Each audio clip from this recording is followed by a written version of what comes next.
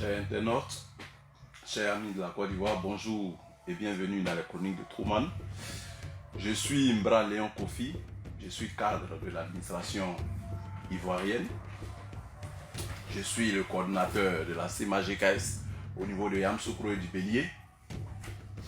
Je suis donc à cette chronique pour échanger avec vous autour du thème affaire du troisième mandat du président Alassane Ouattara. Attention à l'ethnicisation du débat.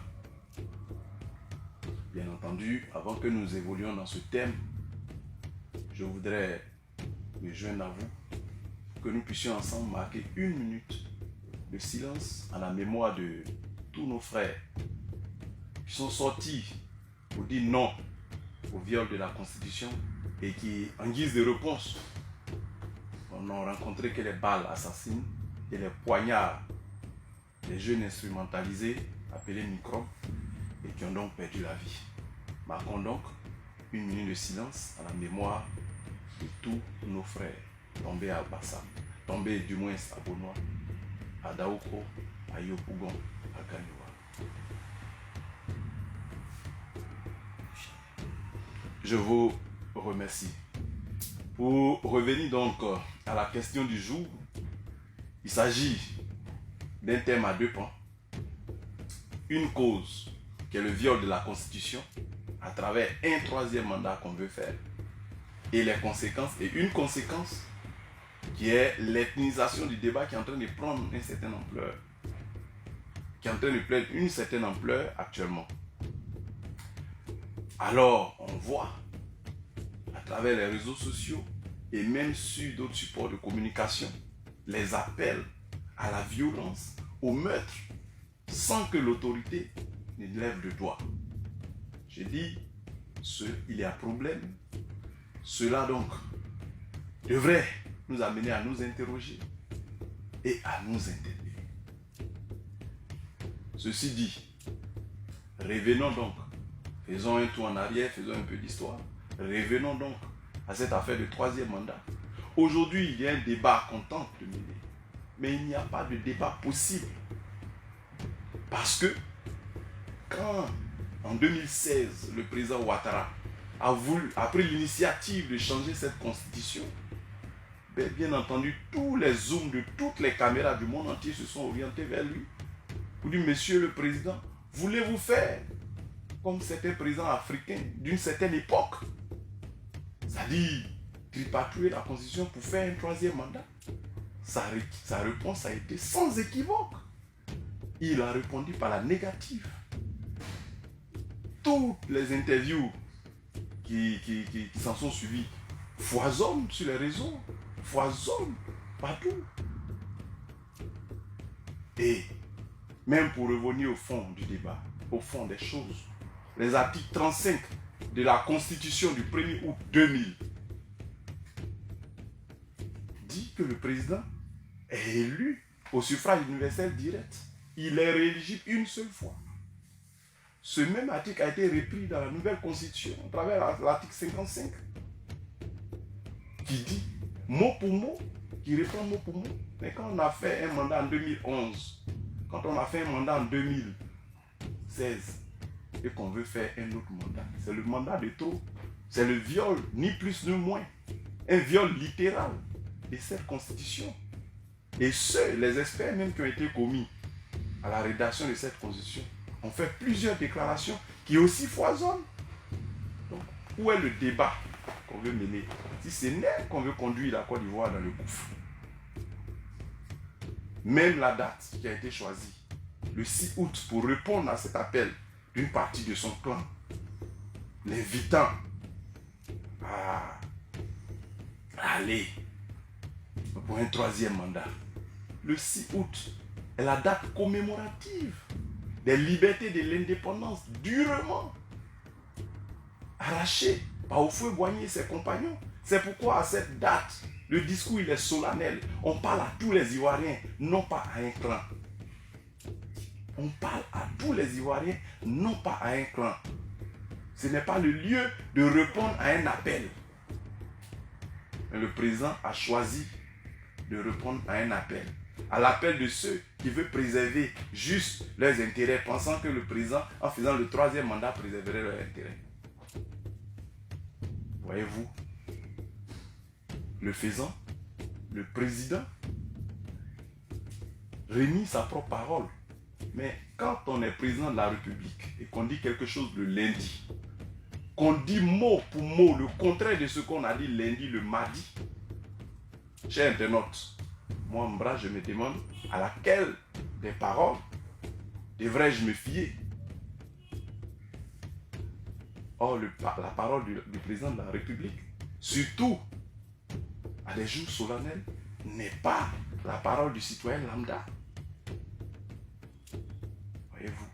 Et c'est pourquoi nous disons qu'il y a eu viol de la Constitution. Le troisième mandat est le troisième mandat de trop. Et les Ivoiriens se sont mobilisés. Alors pour répondre à ces Ivoiriens qui sont mobilisés, qui ont décidé de manifester pour que les acquis démocratiques soient respectés, pour que l'alternance démocratique soit respectée, pour qu'une fois en Côte d'Ivoire, il y ait une passation de charges en bonne et due forme entre le président sortant et le président sortant et le président nouvellement élu. Voici qu'on instrumentalise des jeunes. Je n'ose pas dire micro à ce micro. Je n'ose pas appeler des jeunes, je considère que ce sont mes compatriotes micro. Mais qu'on instrumentalise des jeunes, on met des armes blanches dans leurs mains avec certaines de nos forces de l'ordre pour tuer. Je dis non. Je dis non. Et je dis non. Alors, vous pouvez en venir à notre thème. Parce que ça, c'est la principale cause. Les conséquences. Et les conséquences. Mais d'abord, les conséquences sont pour le président lui-même. Lui qui est auréolé de tout le prestige de toutes ces institutions internationales que sont la BCAO, le FMI. Mais aujourd'hui, il est en train de ternir son image. Et ce n'est pas moi qui le dis. Il est en train de ternir son image. Le fait de renier sa parole, de dire, de redire, de répéter, si je peux m'exprimer ainsi. Et du jour au lendemain, de venir fouler aux pieds sa propre parole est une atteinte. Et lui-même, comment on appelle, il écorche son image. Le président lui-même a décidé d'écorcher son image, a décidé d'accorder que désormais on accorde peu de crédibilité à sa parole. Et c'est bien dommage. Mais les conséquences pour la Côte d'Ivoire, oui, à côté de nous, des États, des pays comme le Ghana sont reconnus comme les pays démocratiques. C'est nos voisins. Des pays comme le Sénégal sont reconnus comme des pays démocratiques. Quoique souvent il y a quelques petits soucis. Mais nous, en violant la Constitution, en foulant au pied tous ces acquis démocratiques, nous voulons nous inscrire dans la liste sombre des pays voyous, des pays anarchiques. Oui, nous ternissons. Nous sommes en train de ternir l'image de notre cher pays. Au plan sécuritaire, chers internautes, vous le savez, les terroristes ont abattu nos pauvres soldats à Kafolo, froidement, lâchement, mais créer le désordre, créer l'instabilité, ne pas respecter les lois que nous nous sommes fixées, mais c'est leur tendre le bras. Ne soyons pas surpris qu'ils s'infiltrent désormais et que la Côte d'Ivoire soit dans une insécurité qui ne dit pas son nom, inqualifiable. Pour en venir donc à l'ethnisation du débat qu'on voit aujourd'hui. Des jeunes sans masque appellent au meurtre, appellent à tuer. Oui, et on l'a vu à Daoukro. Les communautés se regardaient en chien de faïence, chacune avec ses armes. À Gagnoa, les communautés se sont entredéchirées. Rappelons-nous, souvenons-nous de ce qui s'est passé à Béoumi. Vous voyez, aujourd'hui, c'est comme si nous étions dans une situation de latence. Le temps de se préparer à l'affrontement véritable. Le temps de se préparer au bain des sangs de la guerre civile. Nous disons non, notre Côte d'Ivoire ne mérite pas cela. Nous disons non, notre pays ne mérite pas cela. Nous avons encore en mémoire les stigmates, des stigmates de la crise post-électorale. Comme une plaie fraîche dans notre mémoire. Nous ne voulons plus des crises préélectorales, encore moins des crises post-électorales. Nous disons simplement, il est encore temps, le président de la République, M. Alassane Ouattara, doit penser à l'intérêt de la Côte d'Ivoire. Oui, parce qu'après la présidence, il y a une vie. Et la Constitution garantit au président de la République une vie meilleure après la présidence. Nous avons un seul pays. Nous ne devons pas brûler nos pays. C'est pourquoi je joins ma voix à celle de Mewe. Je joins ma voix à celle de Yodé Siro. Je joins ma voix à celle de Tikrinja pour dire non au troisième mandat. Car ce troisième mandat, ce mandat anticonstitutionnel, nous conduira dans le désastre de la guerre civile, dans le désastre de l'ethnisation, dans le désastre du bain de sang. Non, et non, et non.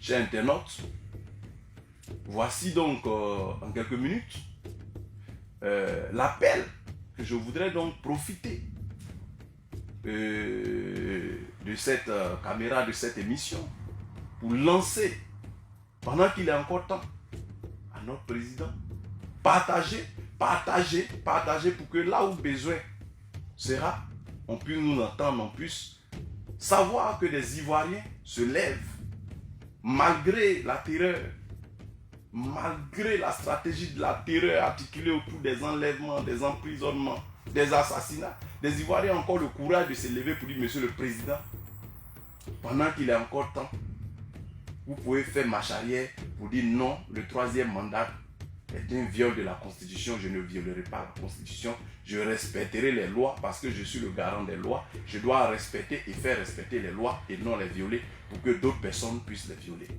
Encore une fois, bonjour chez vous. Portez-vous bien. Que Dieu vous garde. Je vous remercie.